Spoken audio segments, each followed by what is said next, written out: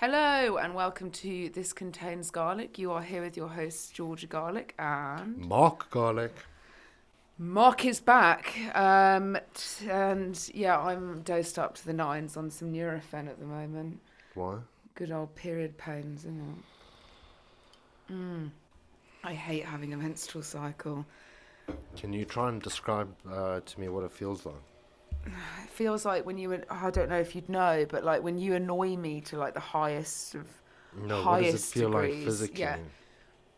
Like around your uterus and your... Oh, Mark, why do you have to be like? It's not nice. I just feel What does it feel like? lethargic. Okay, Christ. Just, How? just This is paint, a prime example of when you just paint me a cut in. picture.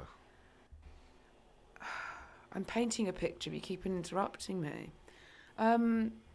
A period is something that just feels like everything's being squeezed like the whole time, and no matter how much Nurofen I take, it never seems to really do the job. And it's like this for a few days, couple of days, but it does have, like I was saying to Mark yesterday, it has such an adverse effect on my training. Mainly so, my heart rate, and Yeah. second of all would be just like the fact that I just can't lift as much. Can we... Fuck, do you it want to annoys me. elaborate on your actual statistics? Well, so you want me to elaborate on my actual stats? Yeah, So so we're going just to do give some us data now. just so we can have people can have a tangible understanding of how your menstrual cycle has an actual impact on your I mean, heart rate. in heart rate, it would usually elevate your heart rate quite significantly around the time of your period, which can mean that obviously you fatigue more when you're performing certain exercises. So if I'm trying to give it my all, which I always do, no matter if I'm on my period or not, it just feels like either like, fuck me, that's hard. Do you know what I mean? Like, But is like, your heart rate like through the roof. 20 beats per minute higher than usual, or like what's the actual comparison? So my resting heart rate would usually sit around 47 on a day-to-day basis. Not to fucking brag. Oi, Oi, oi. oi, fuck. 47. Am I fit and young? Yes. Do you do an Ironman? Is that even... But some can you people, when even they say compete that? in like running and like cardiovascular stuff, like their heart rates will go up to like consistently at like 180. Like that's quite hard to maintain. It's all about being able to maintain that level of heart rate. You know, how long can you maintain it, and also how quickly can you recover. You know, you can always like. But I always do say that. Oh God, we're going a bit off track here, but Fine, go for it's it. fucking. I was. Because like my range in strength training, like if I like when I go into my sessions, would be from what I look at is my heart rate after I've completed a set, to take it back down to like a certain or to before I like go for another round, and my heart rate can go up to like 170s easily in strength training, and come back down pretty quickly to say like maybe mid 50s, 60 before I start the next set. And I've kind of like worked out, obviously, around obviously my period, having tracked it, like my heart rate would be up statistically at around like 7 to 10, like higher. Wow, okay. So like when I train, like it then A shoots noticeable up much amount, quicker, yeah, where I'm so- sitting there going, shit, I shouldn't have had pre-workout at all. I guess if you round it up to 10 beats per minute, you're looking at like almost like a 20% increase. Yeah, and so I think for myself, and it very much varies for most women, I have done some of my heaviest lifts, like whilst I'm bleeding, like in that week, but like probably like 3 days in, like so like probably when the worst like of the cramps and stuff is just like gone. Or the symptoms have gone. I can get very bad symptoms, but actually my symptoms are pretty much moderate at the moment. Like, yeah, I know it's coming. The main symptom is I can't put up with my husband, but that's something I don't know it's ever going to change. And we were talking about this, and Mark was like, "Oh, I've penciled in my diary when you're like this," and I was like, "Well, if you have penciled in your diary, why are you still annoying me?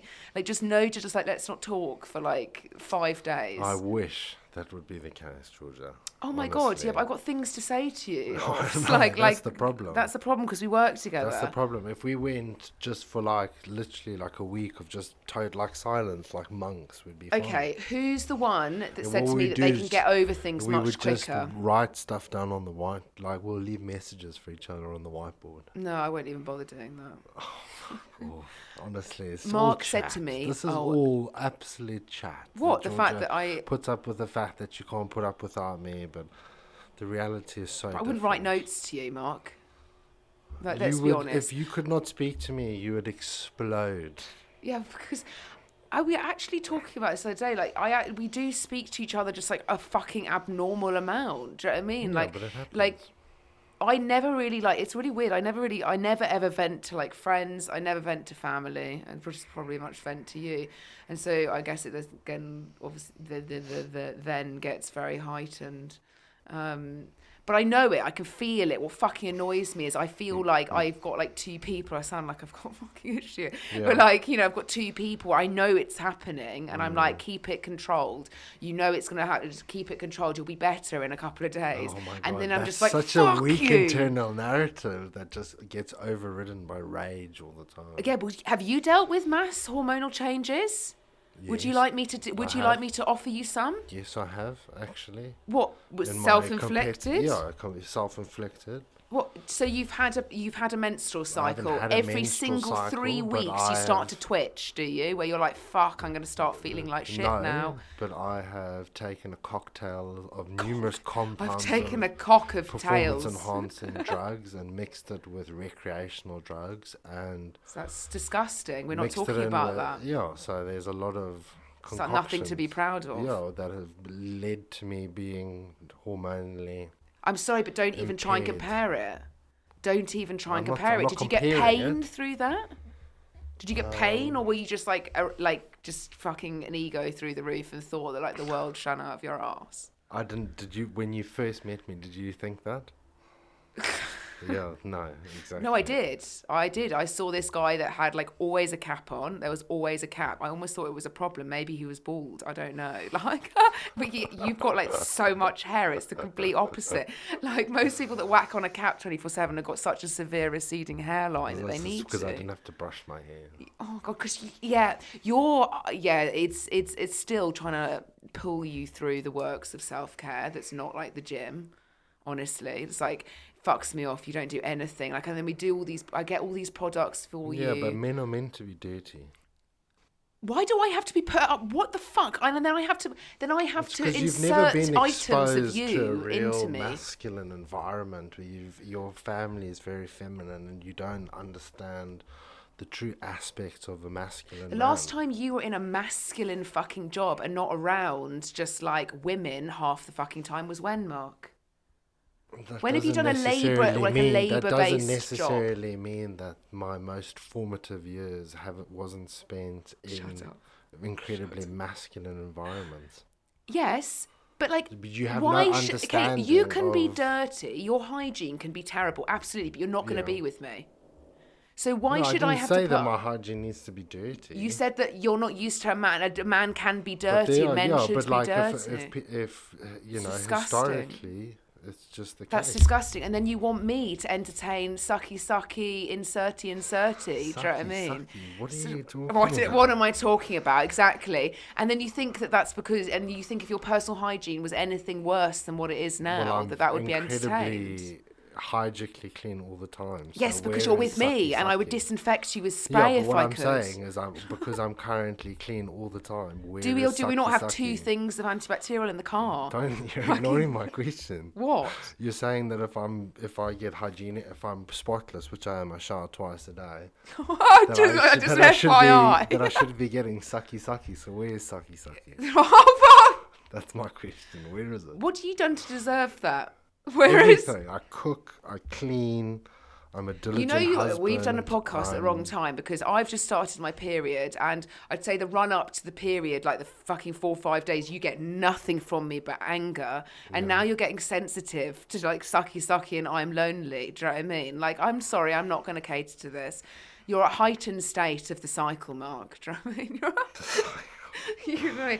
It's like can smell don't make blood, out that your life is literally. so fucking miserable in this marriage. Do you know what I mean? I That didn't you have say no that. I nobody exactly. said that. So then, No, I was just when you trying are to showered and understand the clean, premise have you got a of- higher chance? I'm trying to understand the premise of Well, answer me the cleanliness question. and sucky. Okay, well, it's sucky. Okay, then. Because I'm incredibly hygienically clean and I'm Okay. just curious, that's all. You know the drill that if you would if you're showered and clean, there's a higher chance than if you're not. I know, obviously. It would also come down to my vibes, do you know what I mean? Which I can appreciate come that. very much peak and trough at certain times. We know this. Yeah, and then I would say that your haircut could also be the one that helps you, do you know what I mean? No, fair, that's fair. Those Because are three fair. I'm not going to lie, and I think my mum and my dad and my sister will know this, but like and you obviously, since I've been with you obviously most of my life, but not as much, but I have a very bad phobia of hair, like hair, just like wet hair, hair on the side, hair in the shower, hair in swimming pools. And the only reason this stemmed from is because I used to swim competitively when I was younger, and I used to live in public swimming pools, and there was like floating hair, God no, and then in the shower, no, like it's so. So when I did start dating you, I was slightly concerned that, you know, you have a lot of hair, and sometimes when your beard's hair and your hair gets longer, it's more invasive to my life. Luckily, we've got separate bathrooms. Always. And you know that, like, when you brush your beard in my sink, that's an absolute, like, we're going to have an argument and not talk for a couple of days.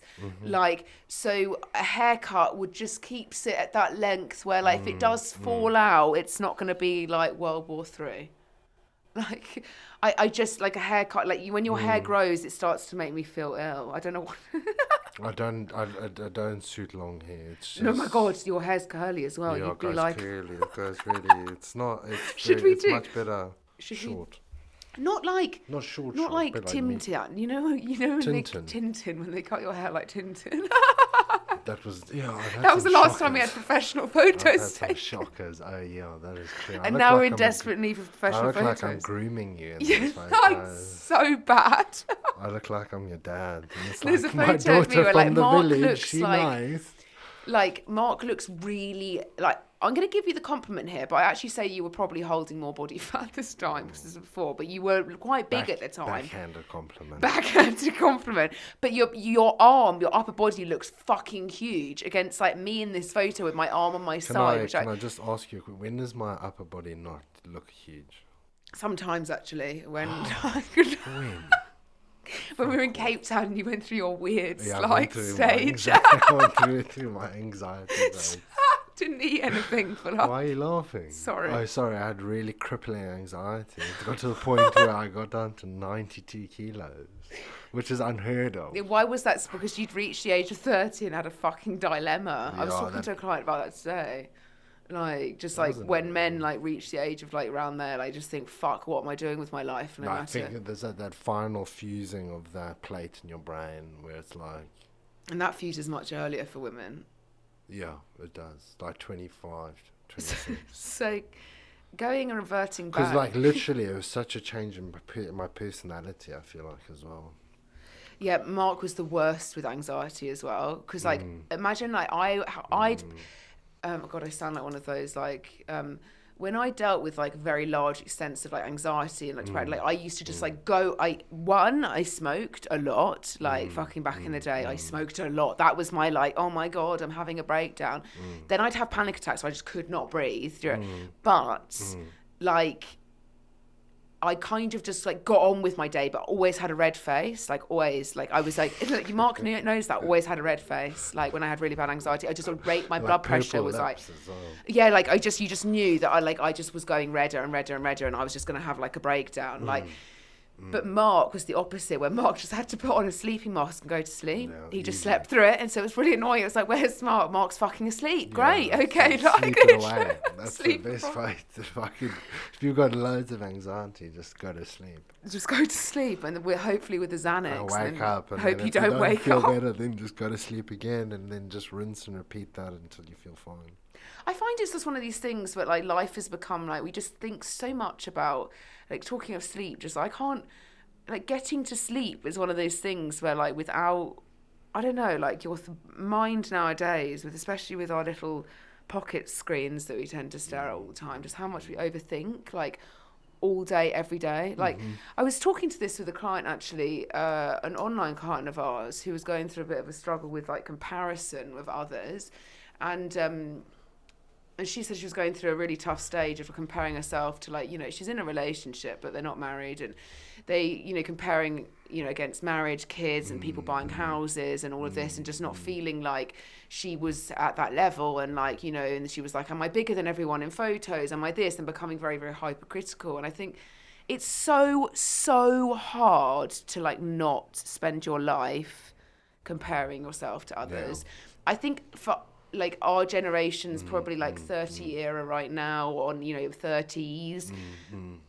And I think upcoming, obviously, 20s right now. Like, it's, you know, I don't think there's this whole element, oh, it's harder for work. It's not. Do you know what I mean? We've just got far too many distraction points. Like, you know, back in the day, like, work used to be able to be, like, maybe a little bit diluted, because you might then come home from work, and even if you didn't come home from work till late, like, you could then at least sort of disassociate, because you didn't even have technology. Do you know what I mean? And now I just feel like people go to their outlet online, and fuck, we had to talk about this the other day, because I was like, I use on, which is weird, when, like, obviously we use social media for work, for, like, soak up, and then obviously we obviously have personal pages that, like, kind of keep us, like, afloat in a weird way, like, in the sense of just who we are. Do you know what I mean? We're just alive. Nobody fucking cares. We're alive. But I do find that, like, the more, like, there's no need to go on social media. I shouldn't even be saying that, because, like, I just don't care if somebody, like, fully engages with our content or not. Like, our job is just, like, so, like, not that. It's weird. It's like we've gone through this massive cycle of, like, as like coaches, like, online and in person and this and that, where, like, we felt this need to sort of, like, always be in front of people's faces, always close set, always this or that. It doesn't work like that in a cycle of, like, personal, like, quite expensive invest, you know what I mean, like, coaching. Like, you're not going to be, and you shouldn't be, because it would be slightly concerning if that was the case, like, because unless if there's two of you, it's fine. But, like, I do think there's this whole cycle where you've got to be in front of a client to get a client, and you've got to do this and you've got to do that, which means you've got to post this, you've got to post that, and it just becomes like that whole thing of, like, quantity over quality, and it's just like a downward spiral for me. And it's exactly the same as, like, how I see people. Like, it's exactly how I would love myself and other people to view social media the same, like, quality over quantity. Like, don't use it so much, but when you're going on there, like, at least, like, you know, because you go on there, it's just fucking adverts. You can't not use it, though. That's the thing. It's fucking nightmare. I know. You can't not use it. There's so many, especially in the Western world, there's so many, you know, people are on it all the time. You know, we have to be on it for work. But, like, do we, like, this is what I always say, do we have to be, again, like, the expectation is that, like you said, you've got to be, you know, out there hustling, this hustle mentality of, like, which we don't ever do, doing, you know, generating. I don't even want to go through it, because it's stuff we don't do anyway. So, but I guess, yeah, it's hard to say, because we don't really partake in any of those. Because you know, so then the question is why are we going on social media then, Georgia, if we're not? Because I think, you know, as I said, like, you've just answered the question. I said, like, things that we've gone in a large cycle. Like, yes, I think, you know, I see social media now more important about keeping our clientele, like, motivated, happy, everything, like, rewarding their success, like, telling them, you know, and keeping them motivated, than I do, like, people who, like, just utilize our because at the end of the day, like, we in a weird way have our own community online, we have our own community virtual, we've got our own community in person with clients, and that's what we should really be focusing on, because you can't always, like, do you not think that the content that we put out is, you know, actually of value? Fucking boring for most people. It's not entertaining. We've had this conversation. That. It's not entertaining. It's not entertaining. It's not funny. It's not. And it's got to be quick. And we fucking hated doing quick content. Mark, it was like, hi, bye, fuck. What have we said? Like, cut, another frame. I get that. But for what our job is, we are coaches, and we put our coaching content you know, and it's not like our personal lives. Yeah, and do you know what does the best? Just, jokes. Do you know what I mean? The absolute thing you've put the bare minimum effort into gets the most traction. But for us, it's like, you know, we always used to have our social medias to share the question clients. is, why don't we do that though? What? Jokes. What is jokes? When you say jokes, Because I'm not going to what try is jokes? hard. Do you know what I mean? Like I might have some acting, jokes in like me. doing like skits and stuff.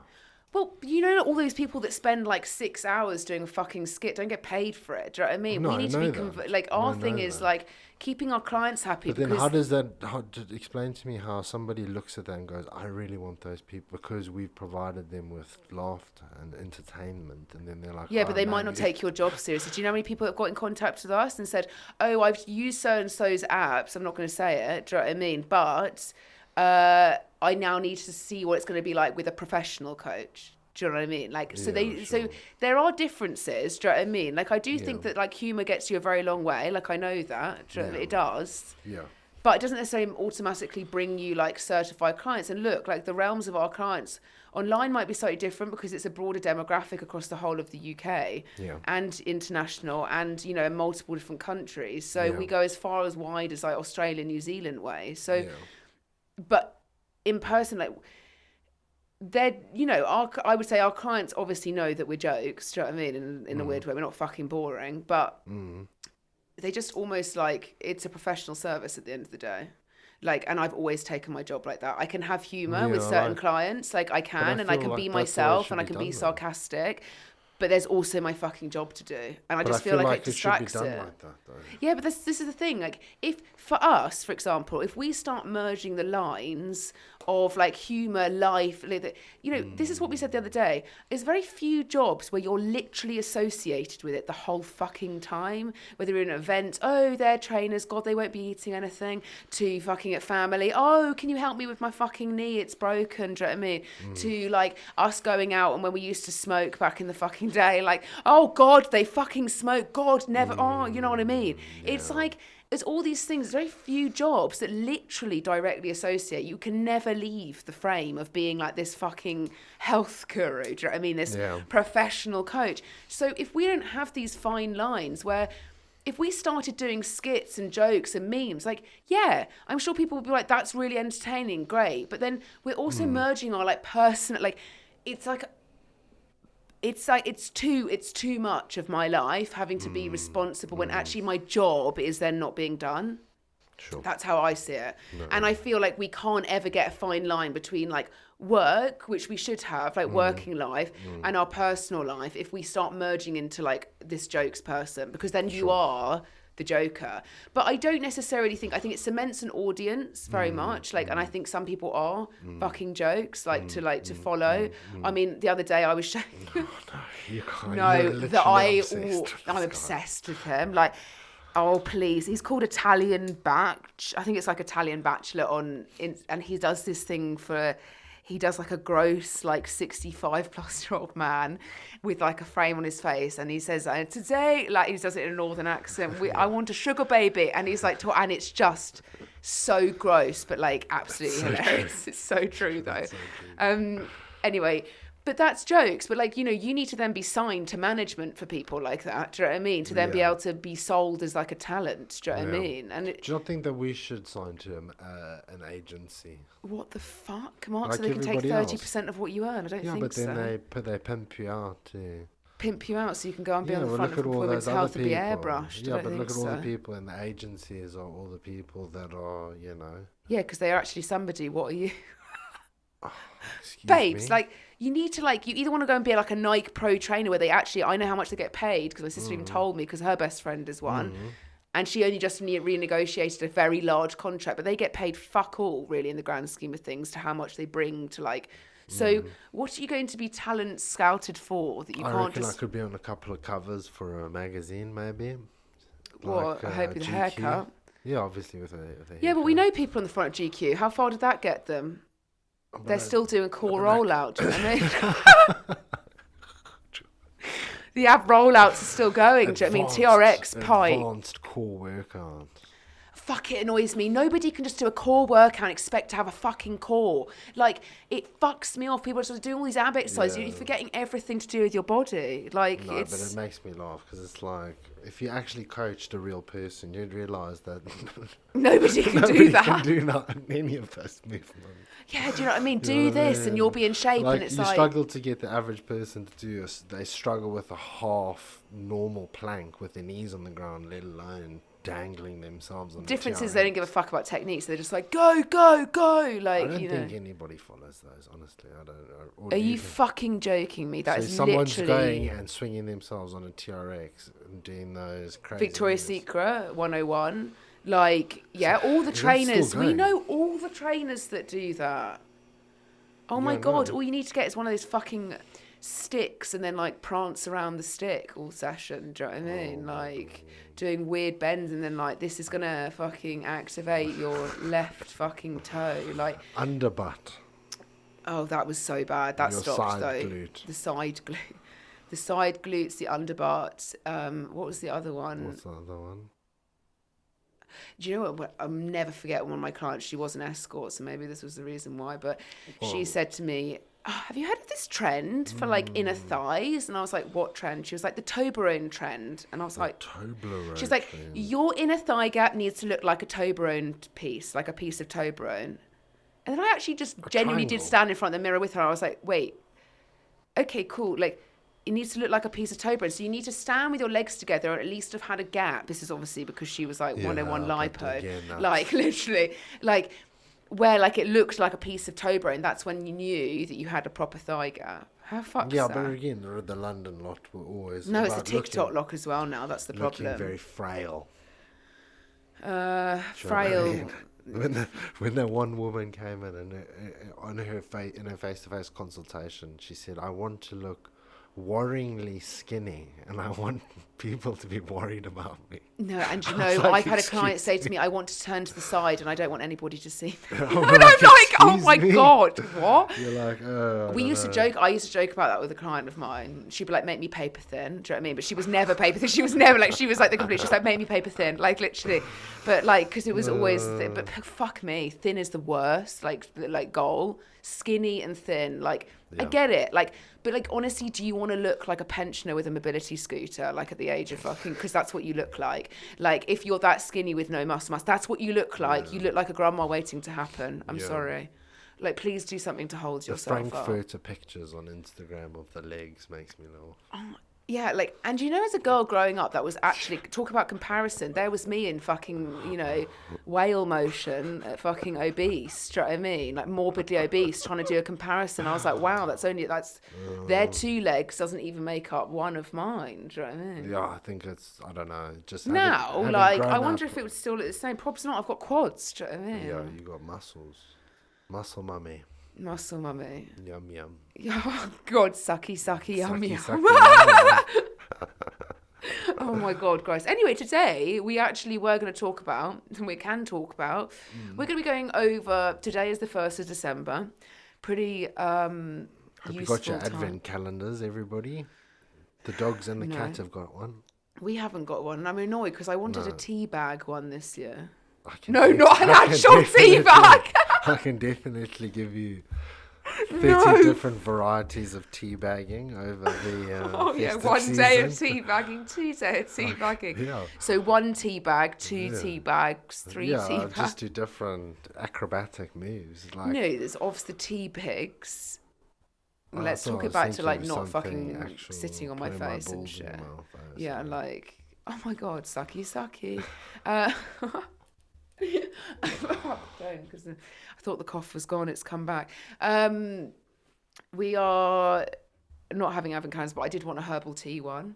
Apparently it's really like, or the Liberty London one, which is like excessively expensive. It's like £600 for like an advent calendar, but you get really good gifts in it. Really? What do you get? Like cosmetics and Like all just, that kind of I stuff? don't think it's, you know, they always say worth like £1,000. I'm like, really? It's like a fucking small mini bottle of something. But look, capitalism 101. Anyway, it's beautiful. It's a really beautiful advent calendar, but I haven't even got a chocolate one this year, and I just don't know what's going on. We didn't have one last year. I've never had an advent calendar my entire life, ever.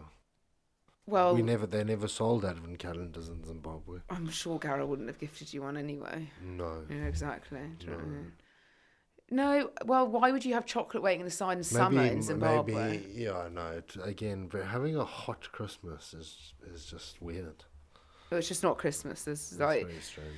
yeah. Well, actually, I don't know. Like, maybe that's wrong. Maybe if I was, well, no, in Cape Town we had nice Christmas, but there was no trees. There was no Christmas trees. Yeah, They it's were all not like very, fucking plastic and. It's not very Christmassy though. I was thinking we should have maybe got a plastic Christmas tree, but Maybe if we go to Australia for Christmas, I feel like they would put a good effort in, more than the South Africans. South Africans, yeah, there's minimal effort So put in they've at got no Christmas. I electricity don't think to it's put really the Christmas tree lights on. probably get nicked because they can't even put them on. Do you know what I Oh, mean? my mum said they got 10 hours of load shedding or something every day. Oh, anyway, depression. Anyway, so today we are going to talk about like navigating the festive season, which is obviously great timing because you all are probably listening to this going into a slightly busier social. Probably like a lot of our clients say, like, I'm fretting, what do I do? Like, how am I going to manage this? Things like that come to people say to us, like, what am I going to do to like keep up my progress? I don't want to go backwards, but like now I'm like overthinking it and whatever. So I think there's so many ways and things we can talk about on this in the sense of topics of how you navigate a festive season. But I think we should talk on the priorities first as to we're going to speak about maybe like person A, person B, person C, because then that gives you kind of good understanding as to like, okay, which person do I kind of slot into as to how I should navigate this season. So I think if we take like person A as somebody that has made quite a lot of progress this year, has actioned, goals, has kept really accountable and has made like amazing progress and is wanting to close the new year in a really good position, but has got a number of work events coming up, does understand that they've also got like more indulgent food being around them, and also knows that their environment might be a bit of a problem, especially around family, work colleagues, etc. So what do you do about navigating the next month or so before dreaded January starts, do you know what I mean, to make sure that you're starting December and ending December in a pretty much similar position? Are you asking me? Is that a question? So obviously we've just gone on person A and then we'll do person B. Yeah. I think the answer would be starting with self-reflection, understanding and acknowledging the amount of effort and sacrifice that has gone into the process to lead you to the point where you've made so much progress, you've enjoyed the process, so on and so forth, to give you a little bit of wiggle room due to the seasonal changes with regards to food availability, social environment, so on and so forth. So, there is going to be a certain element where understanding and coming to terms with the fact that you may plateau depending on your schedule, and it requires an adjusting of expectations to stop you from self-sabotaging yourself ultimately. Okay, but I'm going to stop you there because I think, self-reflection is always important, but somebody's become like quite a long way, like, to progress. And like, I think there's a few things you have to understand here. Like the way that we would teach a client is that our whole aim is to make sure that somebody feels empowered by choices that they make on a day-to-day basis, and they actually understand and have a clear direction as to how that's going to actually help them.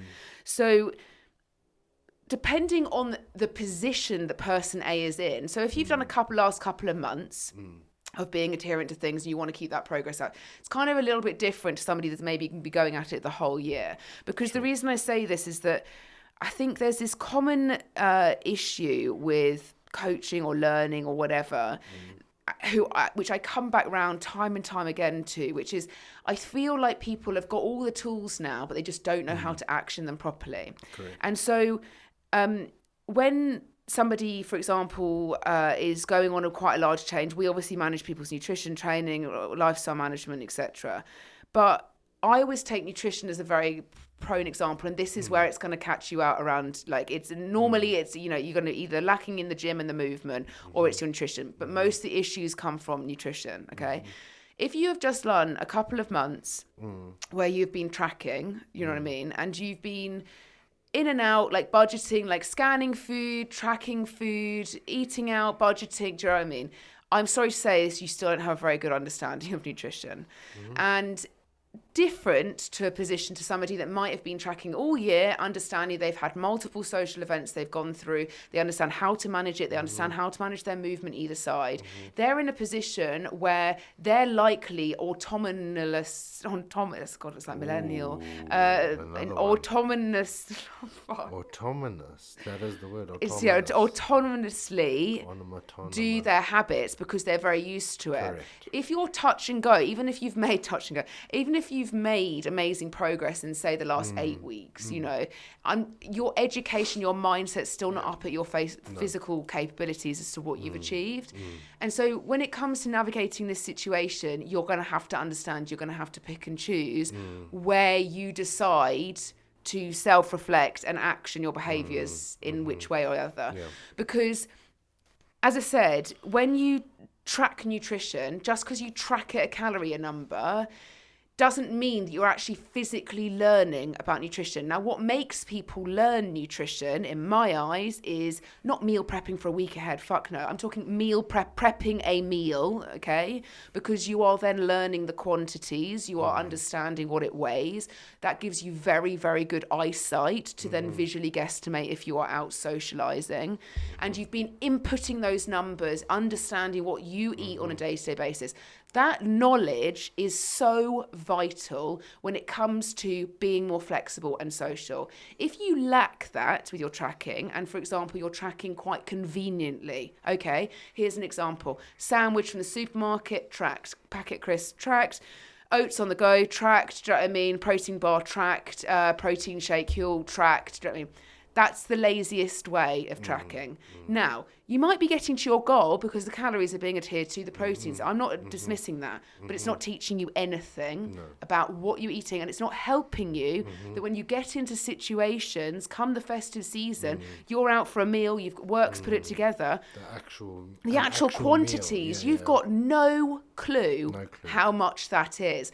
But if you just spend some time diligently weighing foods, it's not obsessive, it's actually making you empowered. So you don't go in. Do you know how many clients we manage who just have complete clusterfucks in their head about overthinking everything because they haven't been given the clarity before as to how to manage this?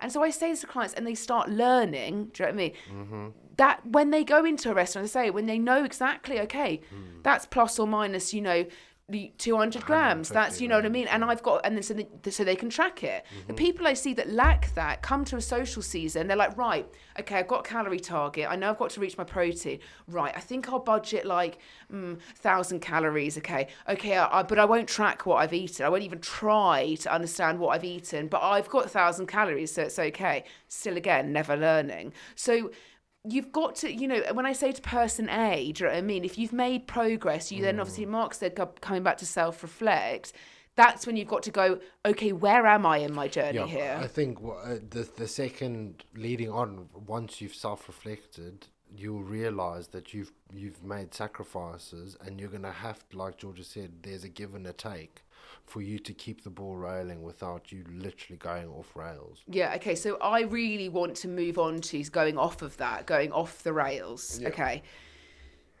People have got different understandings as to what the Christmas period is, okay? Exactly. So for me, and this is just me, the Christmas period starts about the 24th and ends on the 26th, okay?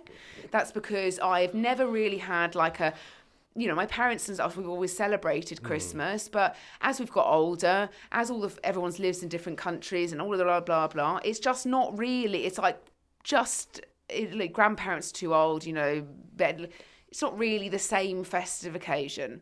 So my 3 days, I'm thinking, okay, probably go to the gym on one of those, and I know that I'm at my parents' for a couple of other those. So what am I going to do? I'm going to make sure I get my steps in, and I'm going to make sure that I'm not just at every fucking chance stuffing something in my face. That being said, do not get me wrong. I have, my God, afforded myself the availability of doing that if I wanted to, because I have. And I'm in a position where I can do that. But why do I have to do that? Or why do I feel like I need to, just because it's the 24th, 25th, 26th December, that I need to be stuffing Quality Street in my face at 7 a.m., followed by a large breakfast, followed by drinks and champagne. You know, it's fine for one day. Now, I take it back to the Christmas period of what everyone else might view it as, the whole fucking month, okay? So work parties are starting. November's ticked over. Work parties are starting. The narrative is already people have shifted into the narrative of like, just fuck it. Yes. I'm not saying everybody, but there have been moments, and we have had conversations with clients where they're like, I know I'm going to go off the rails, you know, this month because I've got X, Y, and Z, and it's like predetermined that is going to be the case, and there's going to be no consideration. Yeah, but then you talk somebody through it, and they're like, actually, that's a lot of logic. Like, you know, this is how you got to see it. And I actually want to say, how would you deal with situations like this? And I've said this before. Yeah. What is fucking important and what is not? Exactly. I want to talk about work here. Now, I appreciate that myself and Mark run our own business, okay? We're not in the Christmas party. We are the fucking Christmas party. Do you know what I mean? We are the party 24/7. This is our Christmas party. This is our fucking Christmas party. Anyway, I do, and Mark does, work with a lot of people in corporate of all different levels, okay? No matter what level, unless you are, even then, the CEO, which we also work with, do you know what I mean? Your job could literally, and I said this to a client brutally this week, I said, I'm really sorry to say this, but if you are so concerned about your work dues and the dinners and the this, and you've got 6, 7, 8. Sorry to say this to you, but they could fire you tomorrow, and what, you've put your whole health goals and yourself online for the fact of a couple of drinks and a fucking dinner that's paid for. I was like, this is when you need to assess what the fuck is important to you. Do you know what I mean? Do you need to be going out, you know, when Sandra's organised? Okay, you've got the Christmas party. The Christmas party's been in the diary since fucking whenever, you know, June this year. You know it's then, you want to enjoy yourself. Cool, you're going to budget up to it. You're also going to understand and expect that maybe that week, if you intake a silly amount of alcohol and you don't keep yourself in bound and you go and eat a load of shit food afterwards, that you might expect the scale to perhaps fluctuate in the process. Yeah. But you then maybe have the option where you've now got a work lunch, do you know what I mean? Somebody wants, a client of yours wants to take you out for a Christmas lunch, do you know what I mean? Okay, booked in the diary. It's a 3-course set menu. Do you know what I mean? What do you do? Do you have to eat all the courses? Yeah. No, you've got a choice. Do you know what I mean? You don't have to have the set menu. No. You could say, do you know what? Thanks, Sandra, for organising this. I'm actually going to have a main. Do you know what I mean? Yeah. And you've gone in, you've had your half-roast chicken or a turkey or what the fuck you're eating. You've had a glass of wine and then you're done. You know, you leave home, you have your tracked meal. But it's this whole thing of, why at every possibility where you are out of your strict routine, and I say that, your regime day-to-day, it's what happens on weekends as well, your routine, where does like all of your self-respect go? I would just love to know. That's a very good thing, because it comes down to self-respect. Like, I had choices. Like, do you drink 3 bottles of Whispering Angel even though you are physically ill whenever you drink wine? Or do you just not do that? Yes, I'm going to do that. Okay, well, you're going to take the consequences of being a fucking pisshead then, do you know what I mean? And that's what I used to be, the same as I used to be with food, do you know what I mean? Like, food, more food. But it was like I almost was like, every time I had an opportunity to eat, I would fucking eat. Why? Yeah. Like, we have 3 set meals a day, do you know what I mean? Just because you're going out for dinner doesn't mean the whole day is written off. It also doesn't mean that you can't go and get your steps in, or you can't go and do a gym session, or you can't avidly just prioritise the fact that if you're going to go high calorie, that you then budget accordingly. But for I'm going to go to person B, because we'll get through person A. Person A needs to, as I said, 1, self-aware of the fact that you have put in a lot of effort to get where you are now. And also, what position are you in? Do you feel like you have really good control over your choices, or do you feel like it could literally let slip if you make it? Because that's going to dictate how you go about the Christmas season. Some of you are going to have to be like, okay, I'm going to have to get my steps in. I'm going to have to be aware that Christmas Day might be a heavy one. Family's over on Boxing Day. I'm going to keep it a little bit range on Christmas Day. Or those 3 days, do you know what I mean? You're going to have to at least exercise to some degree, get your movement in, and just a portion size control, you know, not pile up the plates. Yeah.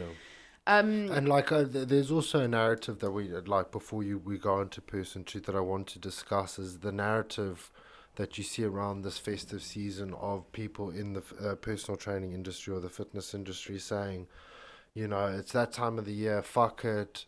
You know, whoever's telling you to be on a regime or so on and so forth, Yes. blah, blah, blah. This like very anti-narrative. Oh God, I went coming about from, that the other day, didn't coming I? from individuals who have never lived that personal lived experience. Yes, or yes, potentially yes. coach individuals on a regular basis. Fuck, there's fire because inside the, me. the reality is that there are some individuals that don't have control over what they put in their mouth, and the reality is the vast majority of them have been inactive throughout this entire process, been inconsistent, and if they have the narrative that they should just fuck it and listen to what these people have to say, are ultimately going to end up in a position far worse off than they would just taking some like accountability for the fact that they have inaction. If you haven't actioned something up until now, it does not give you the right or the excuse to be like, well, fuck, I'll just try next year. It doesn't work like that.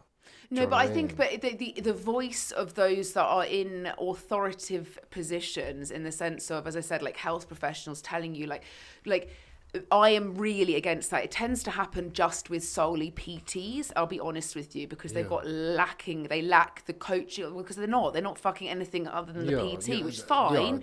But then you need to make sure. And then the average PT doesn't help their let me client speak, with because I'm going to nutrition and so on and stereotype so here, forth. but having been a girl who has been brought up in this industry in being a woman, do you know what I mean? I started in this industry in a very, very different place to however many people started in this industry. A lot of people are interested in this industry because they like training themselves, they like looking good, and they like what they look and see in the mirror when they go to the gym. And that is fucking brutally honest, because I have not met many trainers, apart from those that are what me and Mark try and do, which is our whole business, the professional side of it, where it's like, okay, like the jokes end now, we've got to do our fucking job because somebody's hired us to do that. You know, our job is also thinking, oh my God, like it's not just the hour in the fucking gym that somebody's at, it's their whole life. So when we see people who are in shape because they themselves have never...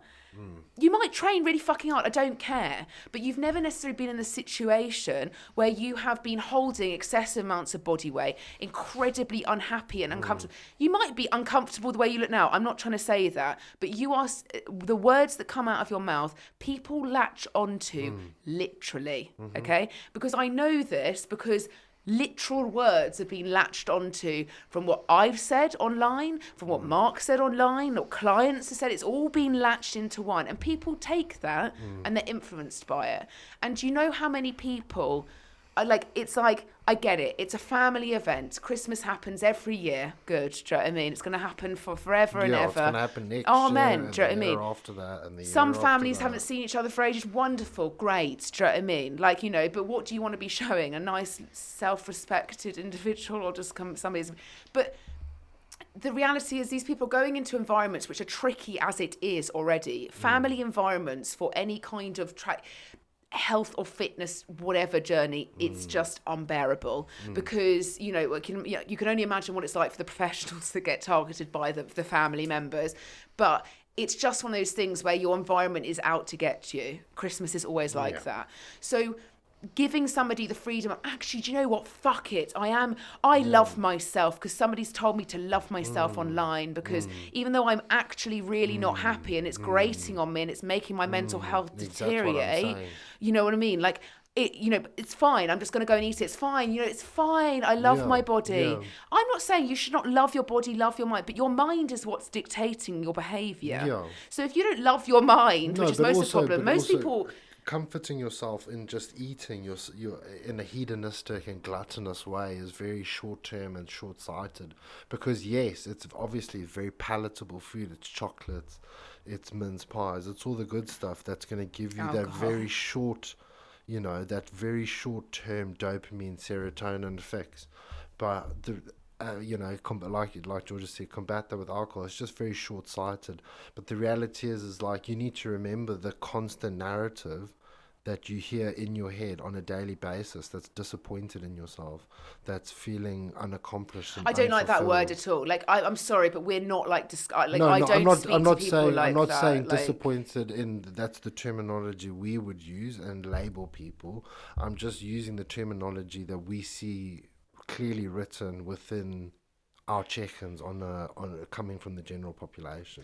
yes, but I would also say that like I have this like real issue sometimes of being a coach, and I think Because it gets. again, never Can you? would we use the client the way clients speak to themselves. It's it's way worse than anything that we would ever say to them in a professional, unprofessional manner. But Yes, because what a client says about themselves is do you know work what in I mean? progress to not thinking that way. But if somebody's just started and, like the reality is that I don't think it ever changes how you necessarily view yourself. I'll be honest with you. I think you're always going to be your worst critic. I don't think it's ever really going to be completely positive. I think it depends on your environment. Some people can be totally happy, not even think twice about what they look like. And, others, take our environment. We're fitness professionals of some degree. Do you know what I mean? Whether you're fucking good at it or not. Do you know what I mean? We've got to be of some relative, I don't know, look and fucking Yeah, you have to feel. look Do you know a what I mean? certain We have way, to look a like certain way. And as I said the last podcast, like, I've not always looked certain ways. Do you know what I mean? Have I always felt comfortable? No. Do you know what I mean? Is that healthy? No. But again, you're working in an industry where you've just got to cater to it. But I do think that the way people talk to themselves only changes over time. And also, like I say, you can't always attack the physical. Like attack the physical and just like abuse the physical. Do you know what I mean? Oh, my body, my fucking body. I hate my fucking body. My body, my fucking. What's telling your body that? Your fucking mind. Do you know what I mean? And people exactly. just seem to ignore that's the biggest power behind you is your brain, like, and literally what it tells you. Yeah. So, I do think that around this time where it comes to like being, Christmas orientated, you've just got to understand that, there needs to be some sort of dignity, and if we go to person B, like person B will be somebody that maybe has been very intermittent with their journey throughout the year and is really wanting to potentially enjoy every single element of event. And so let's take person B. Somebody's very social but being very intermittent with their journey, adherent to some parts and learnt some things but just not 60%. 60%, yeah. 60%. In this position, I would say, like I say to a lot of clients when it comes to socializing, is like pick and choose the most important, Not to say you don't go to all of them, but it's like, which ones do you want to, and is there a need, real need for you to like just not have to be adherent to like any kind of, I don't know, nutritional value Or or just like adherent to yourself. Like accountable to yourself. Yeah, like if you do, like, so I would say that if it's, I don't know, 3 work events every week for the next fucking 3 weeks, and you've got, I don't know. Do people have schedules like that? Yeah. Do they really? Loads of people. Because they always do like, oh, let's go out for lunch. If you're managing clients, like all the clients will take you out for lunch, or like the partners will take you out for lunch, and then you've got this and then that and then that. Like, I've never not done well, those you've dealt with all of switches. the people that are probably going to. But yeah, it happens all the time. So, No, I know they've got like but like, a do busy you need schedule, to when you're, but one of your clients who's like a non-existent client who you might be managing the books for because you fucking deal the sales of, like, I don't know, like, do you need to go and like drink like 2 bottles of wine at lunch and have like a 3-course meal and like a cheese board? Like, no, do you know what I mean? Like, also that sounds like, amazing. Though. that sounds wonderful. Yeah, Minus the alcohol. minus the alcohol. I'll add a hot I chocolate can instead. smash a cheese board right now. Oh, so that's the one that didn't even like cheese. Yeah, I know, ridiculous. So then I would say, right, okay, well, in these situations, pick, a main meal. Always just focus on a main meal, and don't really think of the overboards at sit-down meals unless it is a family event where somebody has prepped it. The reality is that nobody's prepped anything in a kitchen until you ask for it. Or they might have it in storage. But so it's not like you're not going to be hard done by if you don't have the apple tart. Do you know what I mean? Yeah. You know how many people, and I used to do this when I was really overweight or had no understanding, I used to just have it because it was just like given to, or I could have it. So it'd be like, oh, well, I don't even like apple tart because I'm a chocolate person through and through. Yeah. Like, you'd really have to get me, like on a sticky toffee pudding maybe, but I would want chocolate on a menu. Not all chocolate things, just specific chocolate. So, but I used to be like, oh, I'll have it anyway, even if I didn't really want it. Like, so many people are like that because it's offered to you. Yeah. Oh, it's part of the deal, like the bottomless brunch. Just drink up all you can. Yeah, you don't even want it, but you just take it. You just take it anyway. The same as I'm sure you're going to be getting gifts of like chocolates and like bottles of wine and, the environment and just people bringing stuff into the office as well. And just the environment in general is always going to be... I just want to say that no matter how supportive your work environment is, and I honestly say this, like, I see it like unfold all the time. Like very few, and I honestly mean this on this high my heart because we're just dealing with something very private and confidential for work. We're dealing with something very private and confidential for work, which is corporate side. Okay, but. Let me just tell you, like, this isn't because it's us, okay? This is not saying this because it's happened to us. But let me just tell you, you should be worried because we talk to those that manage those in order to get in. All I can say is nobody gives a fuck about you in the corporate world. Like literally, oh my god, like be very worried. Nobody cares about you. I'm really sorry to say that. Yeah. You might be in a lovely small team, small business where people care and you've got all your best interests. You can get a standing ovation every time you walk into the office, but if they make you redundant in 2 weeks' time, not a single person will even remember that you were there. Yeah, and it's so fucked, but yet we hold all of our lives and we do the same. Fuck me, Christ. Our life is work at the moment. Like it literally feels like it. I've never known my life to be anything but work. Because it's so, especially when you run your own and you've got so much to think about the whole time. Like you can't just ever just like do your job. You've also got to think about 3 million other things. Also micromanaging like 60 people's lives as well, making sure that they're constantly on track and you can never skip a beat, because the second that you skip a beat, there's an excuse for them to skip a beat. Yeah. And the process is relentless. But like, this is what I'm trying to say. Like, it's one of these things where if work are coming in with all these things, just know it's because it is to sabotage you. It's not because they're doing it consciously. Do you know what I mean? They're not going, so-and-so is going to eat the donut. Let's get the donuts. Do you know what I mean? It's just the fact that like, they don't care. That's your full image. Let's do some corporate wellness with some pizza. Yeah. You know what I mean? Like, well done. And you can go and build blocks in a fucking room and play colours. Do you know what I mean? Like, honestly, like your 5-year-old. But like genuinely, and then you honestly think people like 95% of people don't like corporate wellness. I wonder fucking why. Do you know what I mean? Because it's so deadly fucking dull. Half of it. But let's just say this: if somebody's got a thing of donuts, keep on bringing it in, a cake, or this or that, whatever. Like, that is your subconscious memo. They don't give a fuck. Do you know what I mean? Because no office, I'm going to be honest, this is boring. This is coming from somebody that loves chocolate, crisps, all the rest of it. But they shouldn't be supplying it, because the minute it's there, like we said earlier, for a lot of people, they can't not eat it. It's like for a lot of people who have got... It's just because it's but I know if I've got certain things in the house, I will fucking eat it, and all of it, with no issues. So for some people, especially if you've got a start of your journey, you don't understand yourself, like, and what you need to consume, and you don't understand maybe your relationships are really skewed with food, whatever.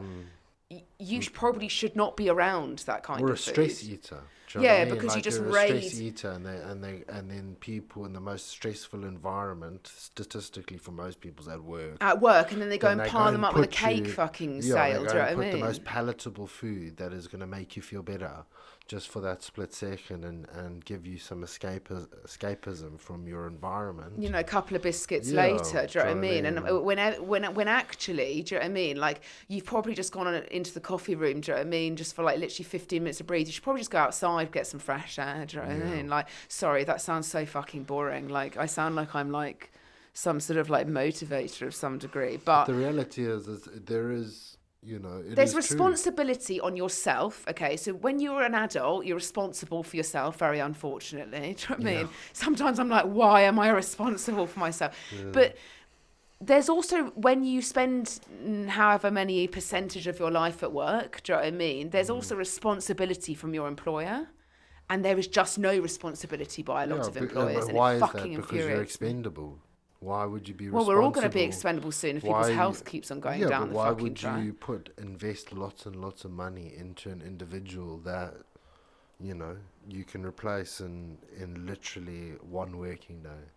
And we all work so hard and have so much fucking critiquing of ourselves because of our work environment. And some people's jobs are absolutely amazing, and our job's absolutely amazing. Yeah, There's absolute downfalls to every job, don't get me wrong. Like, literally.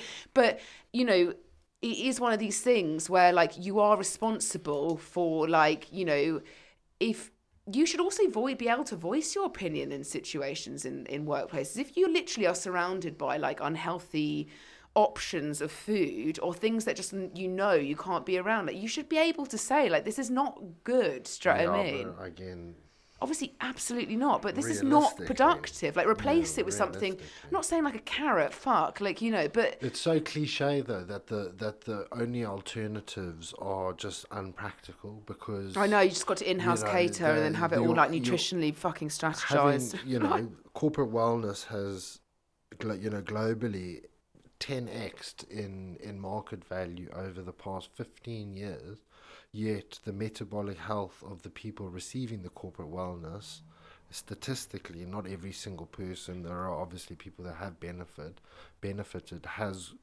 gone worse. So it's blatantly obvious the current structure for corporate wellness is not working, because some random person coming in to your office for 45 minutes giving a PowerPoint presentation on sulforaphane and broccoli is definitely not going to just have the impact. Oh, do you know what I've also liked is like the fact that absolutely needs to be spoken about, but like menopause and like women's like hormonal health in the workplace or whatever has been a massive talk. But yeah, like, I just don't think they're getting the right people in front of people to be very motivated, to be quite honest with you. Like, I don't think getting, like, you've got to make how you make somebody twitch, do you know what I mean, is not the same way that they twitch to be paid.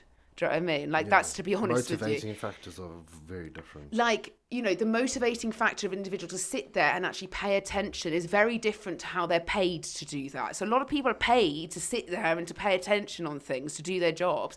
But if you want them to, it shouldn't actually, in my opinion, be corporate wellness where we're thinking about every Karen in the fucking building that we hate, do you know what I mean, being in harmony. Do you know?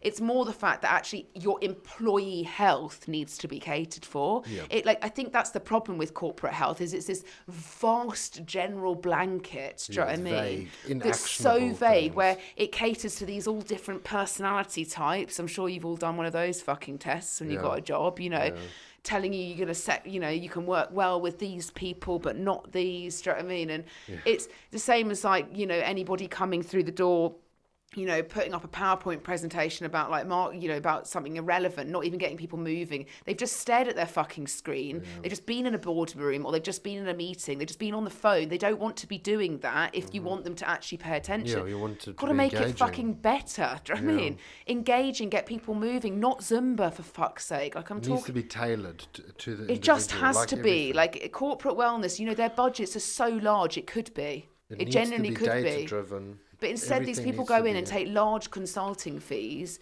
where, like, it's just literally, okay, I'm going to tell you we're going to do a basket weaving course. We're going to tell you how to manage your stress in the workplace whilst you're already stressed. So if you wouldn't mind just, like, wasting your 45-minute lunch break to be here. Yeah, literally. Your 14-hour work day. Yeah. And it's like, and then you can go back to your desk and we'll allow you back. Do you know what I mean? It's like, you shouldn't be allowed, people should want to be there. You've averaged 2,000 steps today. Because we've made you sit in front of a power. And you've got sciatica, so when you stand up, you can't even straighten your legs. Don't worry, though. Back tomorrow to harmonise. We might, but also we might make you redundant. Yeah. Don't know. Might though. We'll Don't think know. about it.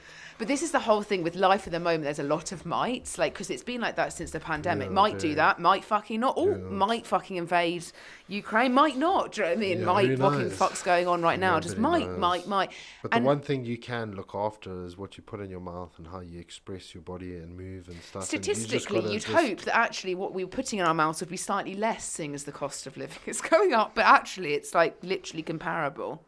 Although they say that people spending at Black Friday was a lot down on Yeah, I percentage. think only in the UK. Because nobody was giving that fucking great deals. And it's just excessive amounts of stuff that we just don't need. I feel like lots of people bought gym clothes.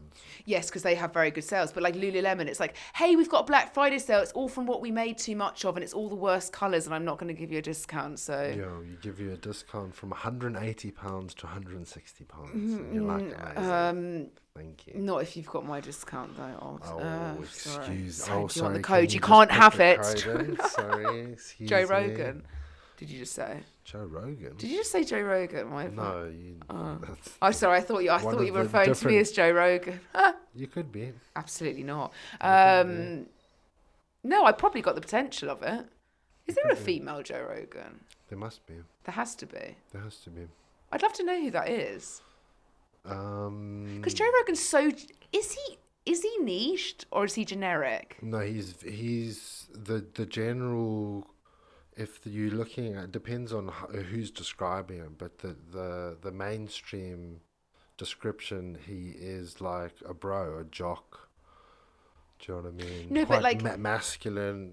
People label him as right wing, even though he doesn't necessarily. no, but like I'm saying, he's got so many different types of people on his podcast that Yeah. you couldn't necessarily generalize him. I think the overriding niche is masculine. But not Has he ever had a necessarily woman on because there? He's got, he has thousands of women and has had thousands of female guests and has a lot of female followers and. Yeah, no, I don't think you should take nutrition advice from Joe Rogan, but like, I just think you can't ever bat somebody that's successful and can talk that well and just like bring in something and he's got that much following. It's crazy. Like, I honestly think that like anybody that sits there and hates on people like that. 3 back-to-back 3-hour podcasts on like 3 different topics and is like. But sat Mark, there like, think about it. super If our engaged. podcast wasn't really related to work, like, I would fucking love to sit down with people and interview them that had nothing to do with our job. Yeah. Like, to be quite But honest he with also you. he does loads of mushrooms. He does acid. He gets really Yeah, that's what makes your high. life tingle. Yeah, so I guess that kind of also makes the podcast quite fun. If Like we an were- LSD If spray. we were Like, doing acid right now and doing the podcast, it would be quite entertaining, I would imagine. well, we'd get fucking cancelled. Nobody would coach with us. That's the fucking Or it reality. would be There the we other way go. around. Or maybe our clients would be like, you know what, we like doing acid too. I hated doing acid when I I've did never it. done acid. It was so- horrible. I did it in Australia as well. It was horrible. I thought everyone was an owl and it was just spinning round and round and round. I don't know if I need to like maybe have another go, but I'm not sure it works with my... Owls are very like they're quite significant creatures. Owls like that everyone's heads were turning. in sense of what's the term when you have not like, you know what term I'm looking for, not like a dream, but like in like ancient civilizations, a lot of like serious things are depicted by owls, if I'm not mistaken. I don't know. An off owl the is a top. wise owl for a reason, isn't it? Didn't Apex owls used to be predator. like, aren't they nocturnal?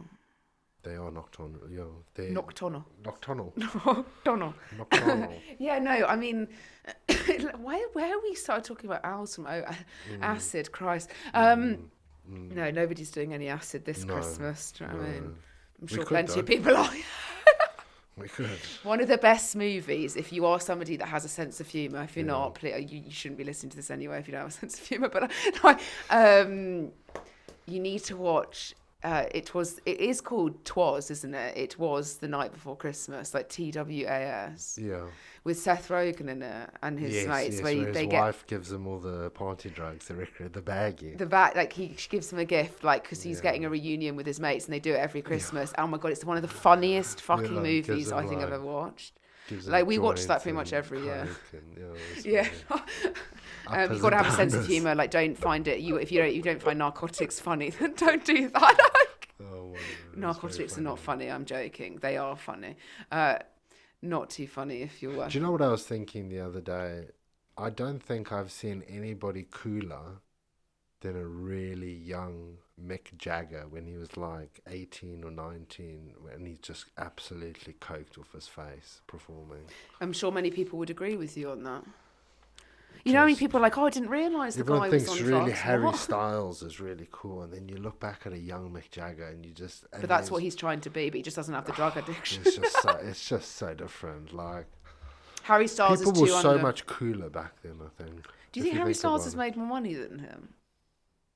Oh, that's a very good question. No, because Mick Jagger's still going. The Rolling Stones are still... Oh, still fuck me. They probably... with all of their, like, patented shit with, like, the tongue, like, their branding, like, I'm sure that they're not...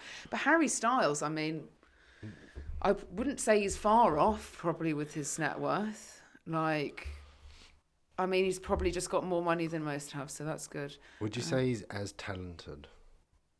I don't feel like I'm somebody... Some people would say yes. No, I wouldn't. He was never good. Do you want me to be honest? Do you want me to be really honest with you? Harry Styles was never good enough to be by himself because they put him in a band of 5. Oh. But that was true. And in fact, I think I remember your client who used to manage them say that. It said that none of them were good enough to be like single solo artists and they couldn't manage themselves. That's why they got put together. Yeah, so I'm not saying that somebody can't come out and grow from that. I think he's got... I don't fucking know. I don't listen to his music, but... I would just assume that no, he's probably not like... He's been in a few... He's branched out as an actor. To be fair, actually, he's been in... What was it, D-Day? Dunkirk. Close. That is... No. No? No, D-Day was when they... Oh dear, you look like you're right here. You're doing a Brian Cox on me, don't even fucking know. No, I just hope I don't get it wrong and everyone's like, oh my God, it's so... D-Day is in May, is it not? To be honest with you, I don't, because Zimbabwe or Rhodesia wasn't... Oh, here we know. You think you know what you're talking about, and then now you're throwing back Rhodesia. Nobody knows what Rhodesia is unless you are literally from Zimbabwe. Yeah, no, but Grandpa Jock was in the World War II. I think most of our grandparents were in the World War II. Were they? Well, my grandfather was evacuated. One of your relatives was one of the best riflemen in the country, in the Commonwealth. What? Yeah, I think it was your great-great-grandfather. Was what? He was one of the best riflemen in the Commonwealth, and there's a specific type of rifle or musket, I think. I always knew, bang bang. That was designed after him. Sick. I wonder if that's in our... Your dad's got all the... My dad? Your dad's got all the... Oh, it's my dad's side, not my mum's side. Office. Yeah, no, your dad's side, yeah. It's really fascinating. He's got all the stuff in his Surely office. That's worth quite a lot. I mean, the certificates were just unbelievably beautiful. So intricately. You're okay, Mark. No, it's just, again, it just feels like... I just looked at a piece of paper, I thought that's beautiful. I mean, when you actually look at it, it's like gold gilted, and it's like the font and you appreciate that is handmade. Do you know what I mean? That's not printed on... Oh, okay, right. Press. D-Day quickly. D-Day was June, not May. June. And it was what did you want? Why were we in this conversation? Dunkirk is different to D-Day. Because Dunkirk was when... D-Day is the Normandy landings. They went to go and fetch everybody in the boats. Operation Dynamo, the evacuation from Dunkirk, involved the rescue... Yeah, all the civilian boats. Is D-Day and Dunkirk the same? No. Oh, Dunkirk at the very beginning, yes. And D-Day commencing the last act. Okay, so we've learned something. It kind of leads into each other. I hope you all learned something then, because I've just learned something. Everyone probably knows that already. You fucking dumb cunts. Why are we even listening to you on Spotify? Christ. No education, but I do know your biomechanics. I'm joking. Right, we need to finish on person C, which we're going to talk about, which is somebody that's just not really applied themselves at all, feels like a little bit in a frenzy about the festive season because you're probably listening to everybody, you've done nothing, and then you're like, fuck, I need to do something in January. And then you're thinking to yourself, I might as well just continue going, it's December. Yeah. Let me give you a word of advice. It's not going to get easier if you do that. Do you know what I mean? The best time to start anything is when you are the busiest. And the reason why that is because you actually learn how to manage these things like through your absolute busiest times, and then as I said, like out when things calm down, you actually realize like it's already in play. So then you know that if you're going to then go into a very busy phase again, that you can actually manage it. A lot of people go the opposite way. I need to start when it's really quiet, and then hopefully by that time I'll know how to manage it when it gets really busy. But it just doesn't work like that, because can you see how, like, exactly what we were saying about the socializing aspect? If somebody's been trying to make progress on their health and fitness this whole last year, and they've been really adherent to things, they're going to have a very good understanding of certain elements.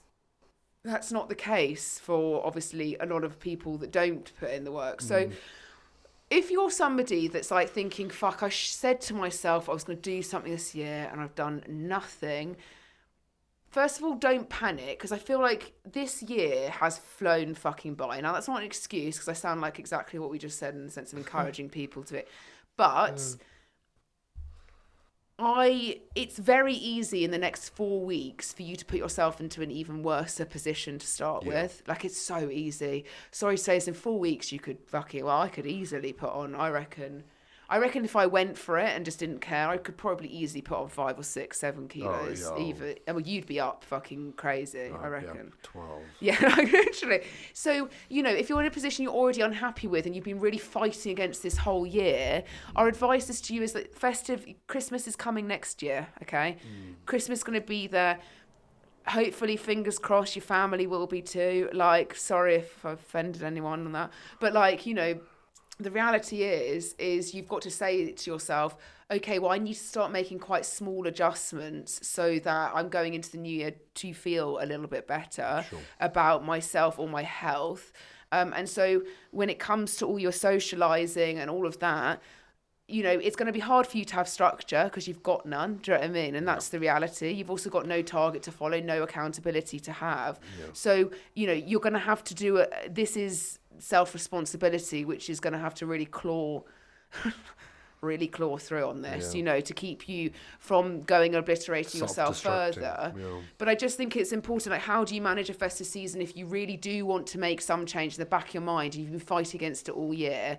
Well, it's not too late to fucking start anything. I said to Mark, like, I fucking hate that whole, like, you know, it's in our industry, it's that whole thing of it's not too late to start. It's never too late to start. Like, we mean it at any time. Do you know what I mean? But I just guess that New Year is that whole thing of, like, human nature. Oh, something's new. I'm going to do something all new. Do you know what I mean? I've got better hopes for myself from yesterday than I do today. Do you know what I mean? That's literally... The way you could flip it right on its head and look at a different perspective. Like, most people are going to be taking time off work around this time to stretch out the stereotypical time frame that most companies close business. So theoretically, for most people, I know there might be travel involved, but statistically, you're going to have more free time on your hands to be able to action something.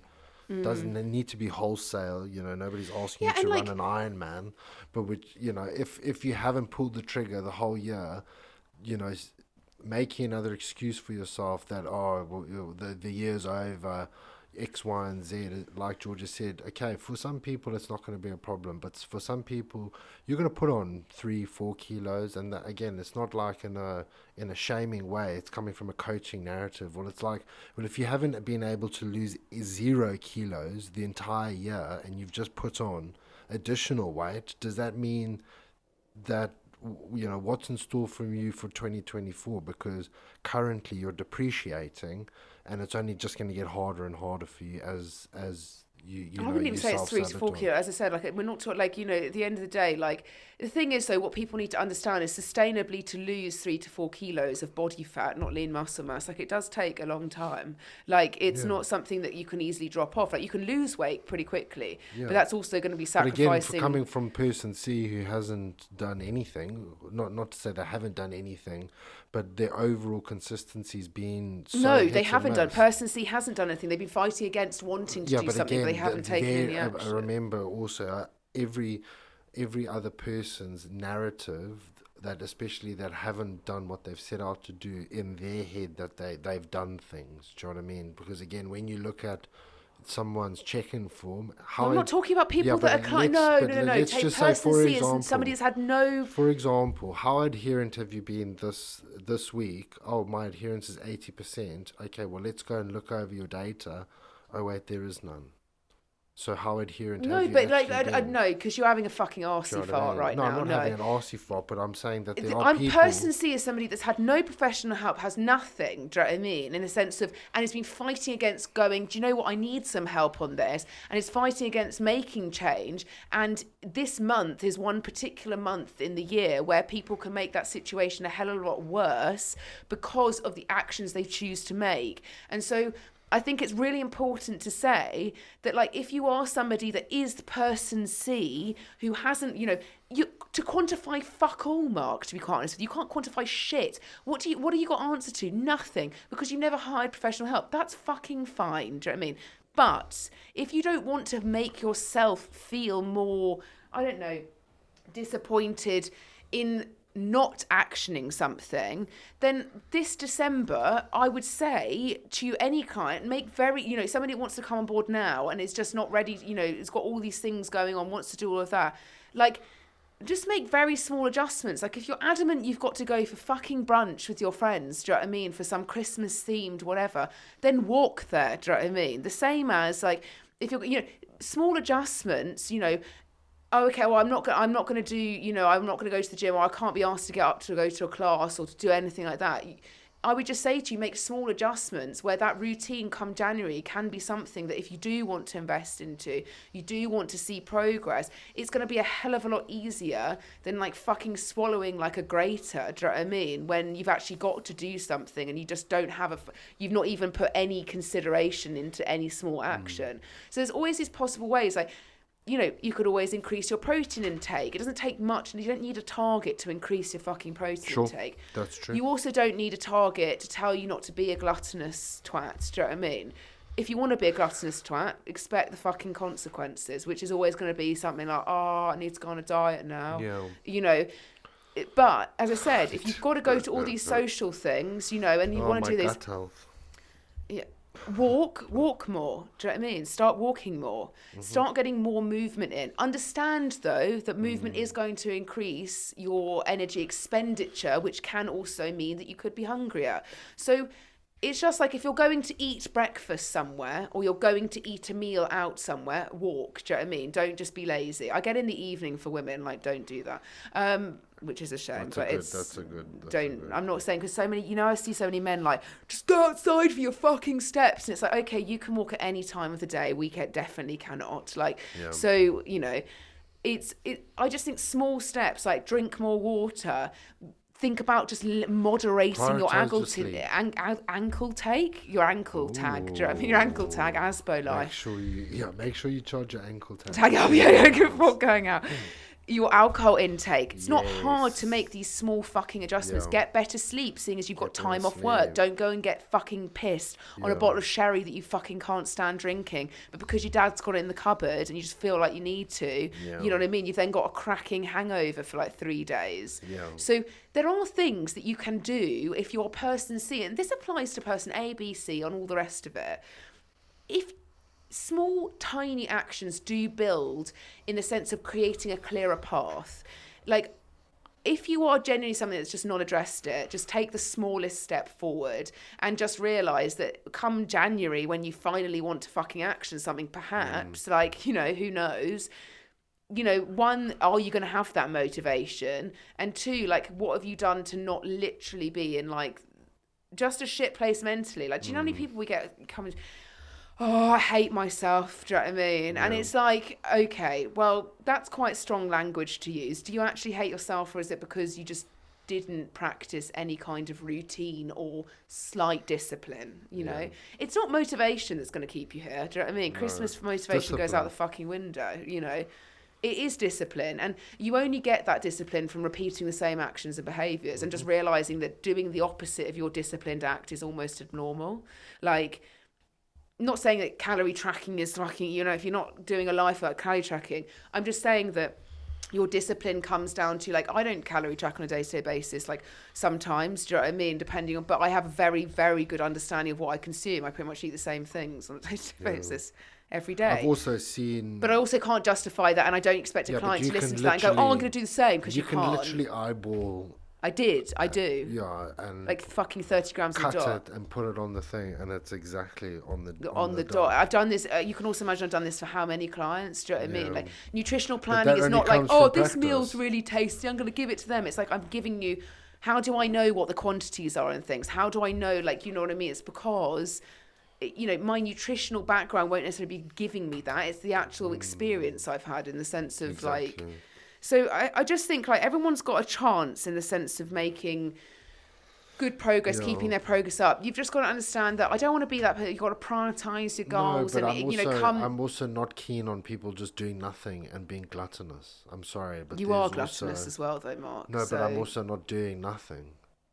No, but also you're not in a position to say that. And I don't even think that people should be taking what we're going to be doing at Christmas, because what we're going to be doing at Christmas is not something you're probably going to want to like to hear. I'll probably get up, do about 25 push-ups with an ADHD rage. Sucky. And then the day sucky, Santa's happy. Yeah, literally. Sit on Santa's lap. Santa's come early. Oh my God, stop it now. Santa's come early down the chimney. Yes, literally.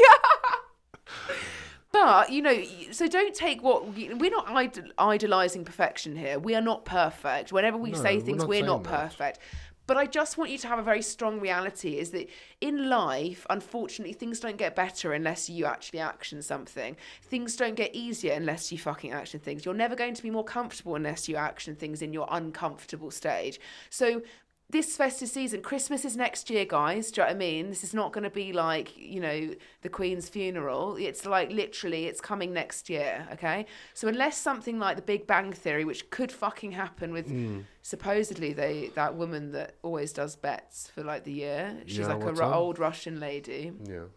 I think she's Russian or whatever, and she sits and she predicts the year ahead. Okay. She's like really, really famous apparently. Yeah. What'd she Supposedly, say? like, everybody says that she pretty much predicts the same thing. She says that Putin's going to get assassinated. Yeah. That 2024 is going to bring the worst economical crash. Nice.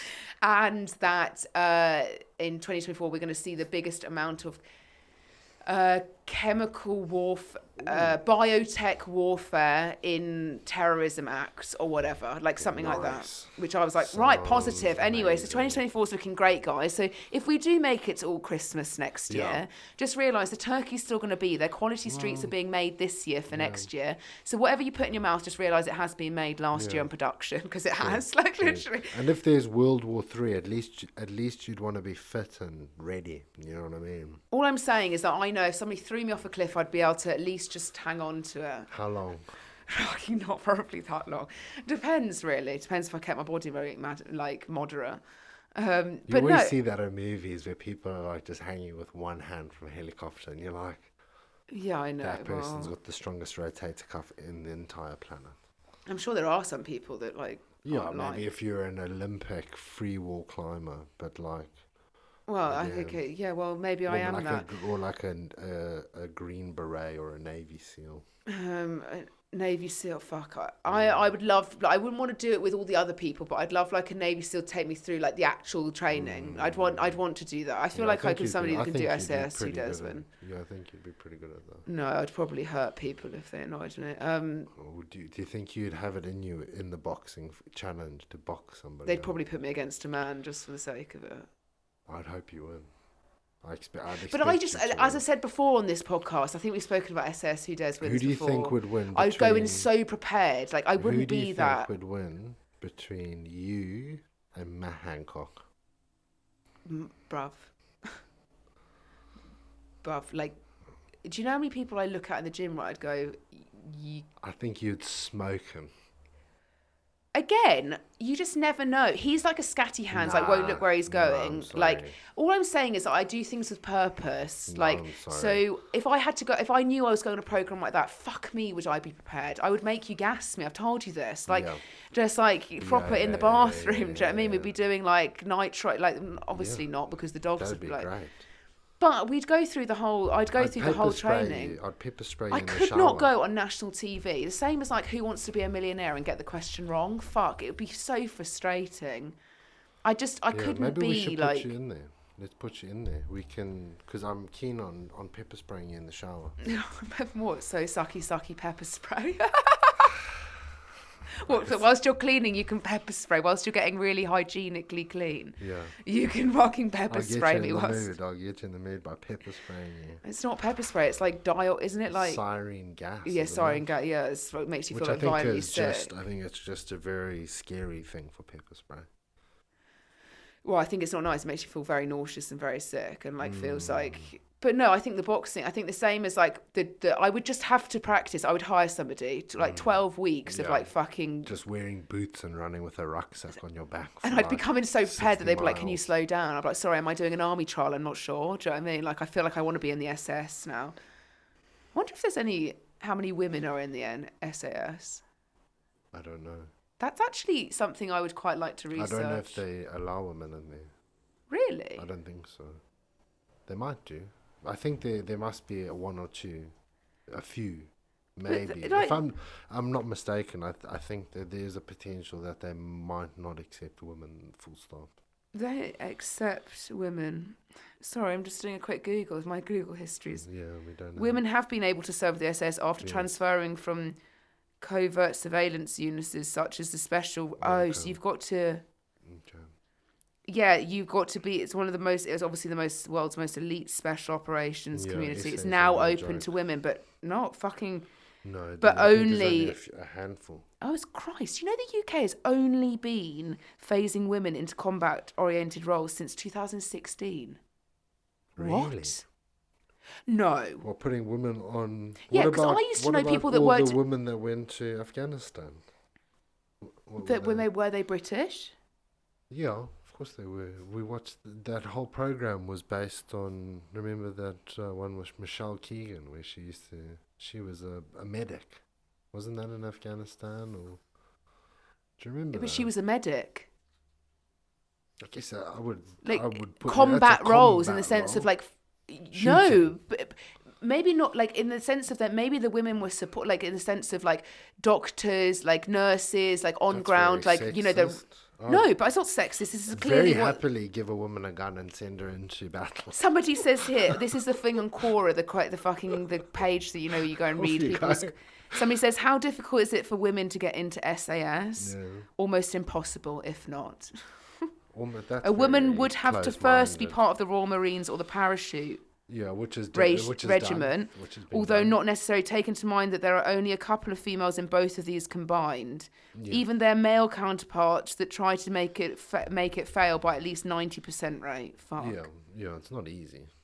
Oh my God, I don't know if I'd be like. I think emotionally I could deal with it. Yeah. Till my period hit. That's the problem. I'd have to go complete. I'd have to get it all taken out. And then everybody would be scared of you. Yeah, because I'd be like. And then they'd change the whole maybe system. I'd just take more testosterone or something. The whole. Entrance. You'd have to take testosterone in the army. Testosterone. Probably not. Drug tested. I think America's a lot more lenient. But having spoken to people like Wes and stuff like that, they're not very big on PEDs. Because again, there's no value in muscle mass in those environments because it's just. Do you know what? I'm reading the complete wrong thing. Because the SAS also stands for Special Air Service, so they've been allowed to do that since 2018. So like you have to be part. But actually, I think the SAS. Yeah, the actual. You have to, like. Oh, yeah. 2018 they said that. Oh, geez. But I actually think the women were I need to do some more further on the up and coming. That being said, like I don't think my parents would have wanted me to like join the army. I think they would have had a massive break. My grandparents would not fucking. I think because I think it's a good career to go into. No, just in the sense of like. Nobody really wants their child going and fucking fighting in like I always knew that because we obviously there was guys that went into the army at our school. A lot of guys, quite a few guys from our school. But like none of their parents like were like adamant that they wanted to see their child, you know, going into Afghanistan and shit. Like there was so many of the like older people that when I was at school that had like went into like the like armed forces. I mean, like, yeah, I mean, I think it was so hard. I know obviously women are in like Royal Navy and all of that, like fuck all the time. I'd just be very interested in the most elite like combat, like. I'm sure because you've got to fight. The problem is that's the thing. You've got to be able to fight. Probably like. But look at that guy at UFC with the arms. You know the one, KGB, the arms. the Russian KGB. Yeah, like honey trapping, because that's what the CIA, that's what MI6, that's what the KGB do. They employ very attractive female women to extract information out of targets, and I'm sure there must be. And we said the other day that our job would be the absolute best to like sign us up with that, like in the sense of if you had like somebody like us as like a very close aid of like somebody you want and you were hired by the CIA, you would be able to get like fucking everything. So if the Ministry of Defence is listening to this, you know, we've just said it on fucking Spotify. Get us a contract in Beijing, and we'll go and get you some info. I think like a husband and wife, like us, love training, just like keep ourselves, got animals, how nice, do you know what I mean? Start entertaining conversations with like some sort of fucking high up, like, but it's it's not stuff that's not happened before. It's just the thing I'm sat there going like, fuck, not in the sense, fuck, we're not being hired by CIA and then given but like in a sense of like, that's not happened before, where like a lot has been shared to you. Like I said to Mark the other day, like, I really think that like the biggest thing that you need to learn about if you're going to be a trainer and a good like a coach trainer, first of all, you've got to have done that coaching expertise, but is actually how do you answer a question or how do you give advice to somebody on something completely out of training and nutrition, which is usually what you talk about, life. Like, do you know how many people, like when I was really young and I first something, you know, women would say to me, I'm going to get divorced. What do you think? And you're like, what? Like, okay, fuck. Okay. Why? Okay. So explain through the history, like what's going on. And you're like, I'm not probably qualified to say anything right now, but they're seeking advice in you in the sense of being like a non... I've implemented certain coaching tactics with people that they have then gone into a multinational company at CEO level and implemented company-wise to improve their you've got it only takes a few words and also just them actioning something in the sense of themselves to understand like what it is. But like this is what I'm saying, like if you actually went in and like hired us like Ministry of Defence, like, you know, to go and find information, like fuck me, it would be easy. Easy. Like that's the worry. That's really worrying. Anyway, so we're gonna just go and find some information on you all listening right now. We can see where you are. We actually can see where you are. IP addresses. We can actually see where everyone is that listens to this, which is crazy. You can get to the point where you can see what device people are like, oh, the so-and-so's listened to it on an iPad. Do you honestly give a fuck about that? Just saying. Christ, I think we've got better things to do. Go and find some information. All sucky. Anyway, bye everyone. We'll be back next week. Have a good week. Bye. Bye.